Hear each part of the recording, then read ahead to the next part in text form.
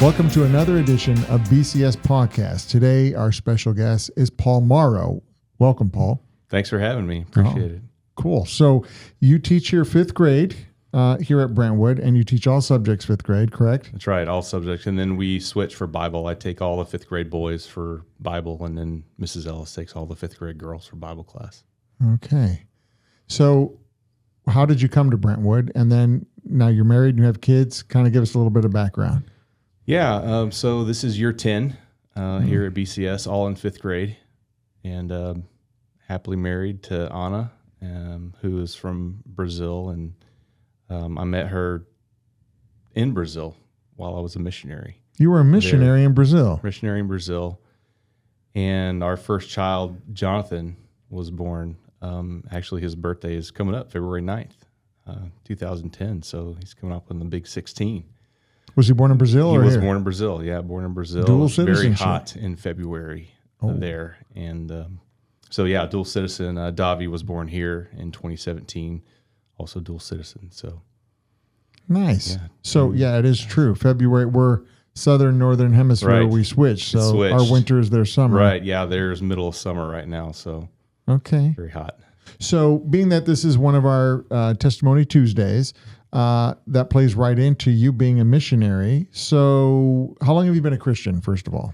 It was June 5th, 1991 at church camp. Church camp. At Camp Hensel in Cow Creek in Marble Falls. In Marble Falls, so, yeah, Texas. three high school guys got baptized on the same day out there. Nice. What high school did you go to?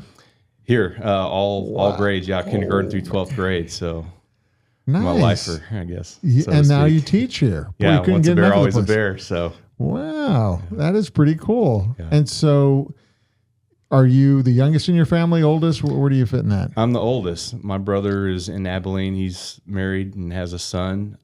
So just two of us. And Does he so go to Brentwood too? He did. Mm-hmm. I'm 3 years older than he is. So fairly close, but Okay. he's doing great. Nice. So you were going to Brentwood. You were attending here at Brentwood Oaks. I grew up at Westover Hills, Westover Church Hills. of Christ. Yeah, Okay. and here for school. So it was just a great combination of both of those Christian communities, and I'm part of who I am today is because of those two. It's been a huge influence on my life. Just the people and the teachers, Bible class teachers, both there and here. Okay. It's just been amazing. Huge influence for me. Huge faith. A lot because of their influence in my life. So I know it's kind of difficult when you've been raised in the church and then a Christian school. It's like, I guess I'm a Christian because I've always been one because I grew up in a Christian home. So was there ever a aha moment where you had to say, I want my faith to be my own? Did that ever happen to you? Yeah, I mean, when you realize that no one can save you except Jesus, your family can't, the church, it has to be your decision to follow Christ and to deal with your own sin because all have sinned and fall short of God's glory. There's no one righteous, not even one. Nice. And so when even the background that people have, like me, sometimes of grow up in the church and Christian school, even, you have to have that time where you realize it's my sin that separates me from God, and I have to make the choice to follow Him, and no one's going to make that decision for you. It's a personal decision that you have to make to follow and to take up that cross daily and follow Him. And so I'm completely grateful for the church I grew up in and the school I grew up in. Huge influence. But it takes that step. You have to take that step of dedicating your life to God.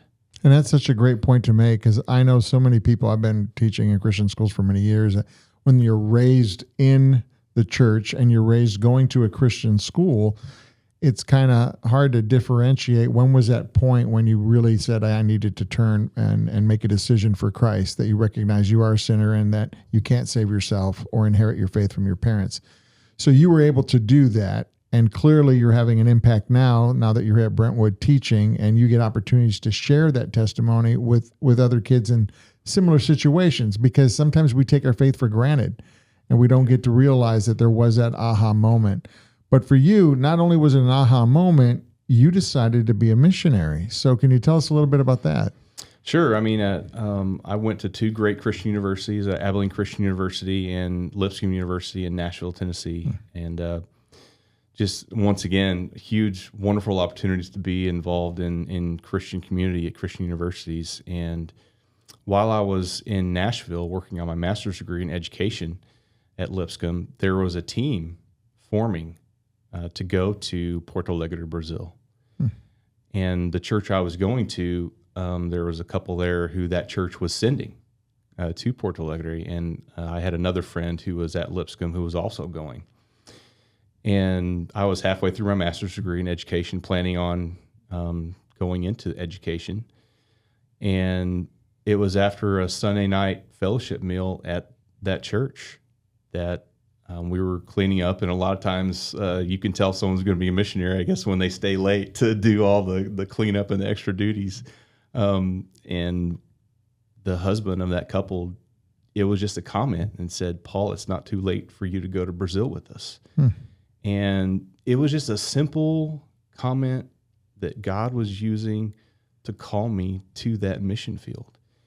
And I listened to it, and they started praying, and I started praying, and the team was meeting for a team meeting in Memphis, Tennessee one weekend after that. And they were praying at the same moment that I called them, telling them that this is what God wants me to do. And it was just so amazing how God works in that. Confirmation, huge for both the team and myself. So it was really, really great. And so I moved there as a single in February of 2003. And how old were you then? Oh, 25. 25. Short of 25. Still. So that's young. So you went down there, and how many people were in your team? Yeah, so we had 4 married couples with kids, and we had 3 singles at the height of our mission time there. And just over time, families and individuals started coming back for whatever reason. There's still a mission team there. It's one family that's still there, and planting churches for God's kingdom. So nice. So when you went over there, how long was your original stint going to be? Right. It was a minimum 5-year commitment. Was that's the missionary big. And the sponsoring church, which was Westover Hills. So this wasn't just a light decision. No, I mean, you're committing 5 years of your life. 5 years. You've only been out of high school, not even 7 years maybe. And now you're going to commit another 5 years to even be away from home. Yeah, 5. Well, I mean, depending on your level of language acquisition, it takes at least a year to get the language down, and immersion's really the best way to do it. That's why we had a year to learn the culture, learn the language, get used to not being at home anymore. Forgive my ignorance, it's predominantly Spanish then, right? Well, so half of South America is Spanish, Brazil's Portuguese. Portuguese. So, I learned something new. Yeah. Some students sometimes ask, "Do you speak Brazilian?" No, it's Portuguese, but Portuguese. So, and then so it took at least a year to get the language down really great. And then, I mean, we're doing things in that first year, looking for a place to plant, and we're visiting other churches. So primarily language acquisition, culture. So you were pretty much fully sponsored, or did you have to get a job while you were there? How did that work? Luckily, did not need to get a job. The organization that recruited and trained us used to be called Continental of Great Cities, has now changed its name to Great Cities Missions. And so their model is hopefully that you would have one church to be your main sponsoring church, and then have maybe individuals or other smaller contributing organizations or churches to a smaller fund for paying for different bills of the church. But there was one family, in fact, the family that's still there now, that's how they support themselves, is they don't have one sponsoring church. They have individuals and families that give to their needs, and they've been able to do that since we were down there. So. Well, I admire what you've done. I mean, that you have to know that there's a calling in your life, and surely you did.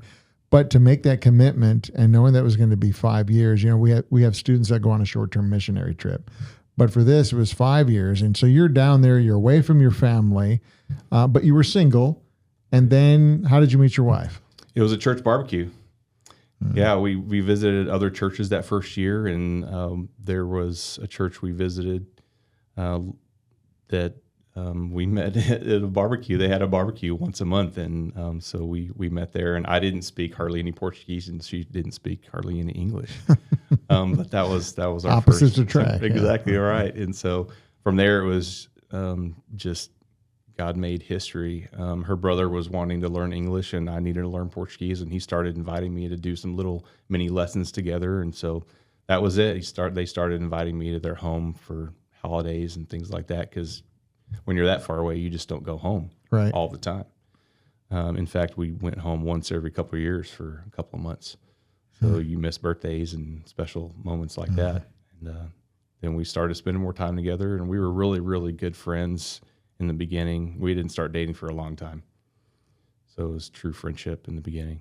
So when your 5 years was up, is that when you came back, or did you stay longer, or how did that work out? And how did you get her to be convinced to come with you? Right. Her family. Exactly. So she's from a big family and really tight knit family, as a lot of families are in Brazil, and just really together, communicate a lot. It took me some getting used to because they just kind of, for lack of a better term, let it all hang out. And I grew up in a family that was very quiet. In fact, we watched sports sometimes on mute. So you could hear a pin drop in my house, literally. So it was a learning curve to learn how to communicate. But I'm a better communicator now because of her and who she is. I hope so. And her You're a family's- teacher. So right, yes. exactly. So, yeah, we stayed for 13 years total on the mission field. And we came back. Jonathan was little when we came back, and just about ready to start school. So it was tough for her, for sure, leaving family. But she said, you left your family, you left your home, and I can do the same with God's help. How cool is that? Yeah. So does she like it here? She glad she made the move? There have been some tough things. Mexican food, Tex-Mex has been one of the transitions, because cilantro is not her thing, but it has become. And so she makes a mean Tex-Mex now with pico and guacamole and all that good stuff. So it's funny you say that about cilantro. I know somebody else here at this school that cannot stand cilantro, but continue. Sorry. No, sure. And so it's a tough transition either way. With our two boys, Jonathan and Davi, it's so much easier in a lot of ways because you have them there. But we've been looking to the time when we don't have kids. Well, it's kind of like when we were together without them, and we're looking forward to that time too. It's a ways off, but we're looking forward to that time. It'll come sooner than you think. I'm sure. So you guys have been back since? We have. We first moved to Abilene, just back where my parents were, so we could be with family for a little bit. And then as part of my master's degree in education at Lipscomb, it didn't come with certification, so I needed to do the certification at Region 14 in Abilene, and went through that program and got certified EC to 6th grade, and then started looking for where we needed to be. And there was a 5th grade opening here at Brentwood, and so I turned in my resume and I called. I did not know the principal at that time because Libby Weed, the principal there, had moved on and had transitioned. And so I did not know that principal at the time, but I called and said, here's who I am. I'd really like the opportunity. Nice. So in coming back here and then teaching, before I get to that, what was the measure of success of your mission trip so you went there as a missionary, you were there for 13 years. So what defined success as a missionary as you went back there? Did you plant a church? Did it grow? Did it plant other churches? When you came back, when did you know that it was time to come back? And what did you accomplish while you were there? Yeah, so we went with the goal of planting churches. That was our goal, of planting churches. It changed how we did that in terms of strategy. We first wanted to build a main avenue church, middle class. That's not the class of people that God brought to us. It was a upper lower class that we were reaching, which is great in terms of reaching people, but in terms of finances, it's hard to keep the church going that way. And so we had to make a decision. Either someone was going to need to come back to the States for a longer period of time to really fundraise so we could buy a building, or go to a different model. And so we felt like, well, these are the people that God is bringing to us. Why should we put that burden on them to have to keep up a big, huge church like that. And so we went to a house church model.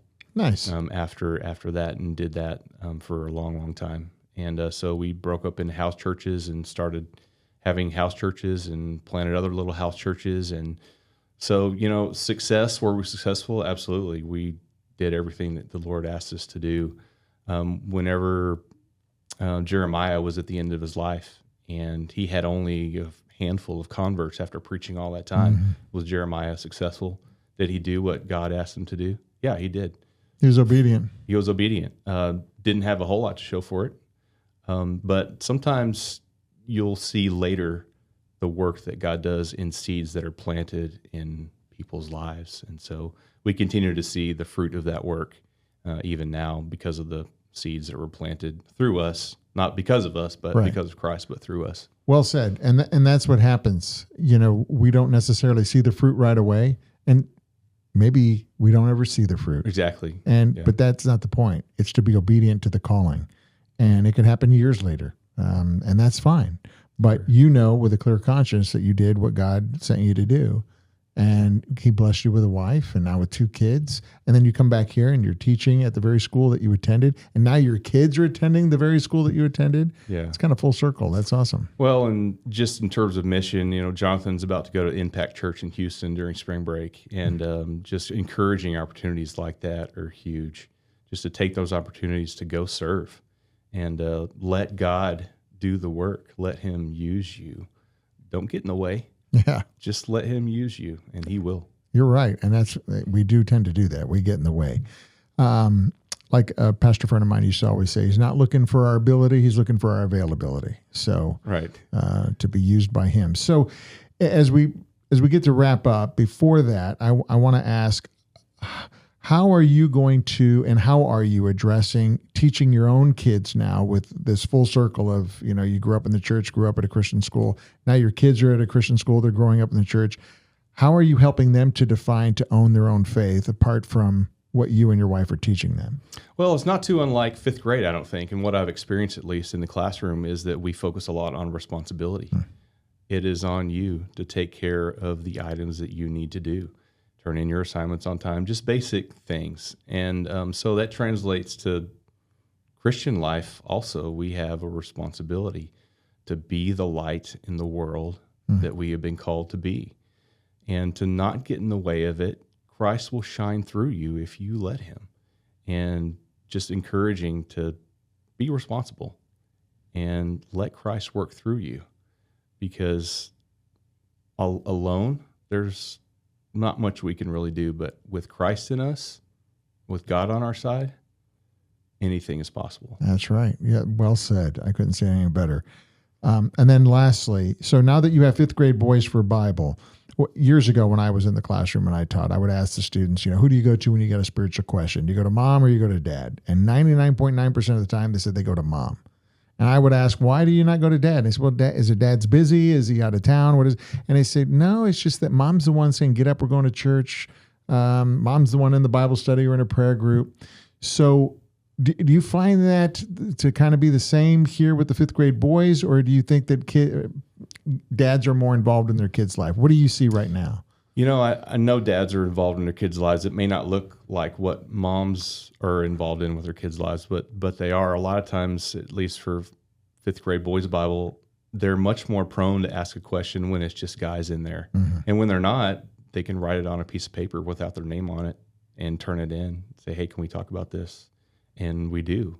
And so we get to talk about subjects that we normally wouldn't talk about with girls in there, and girls to the same token. Definitely. With Mrs. Ellis. Just amazing what you can do just with only girls and with only boys.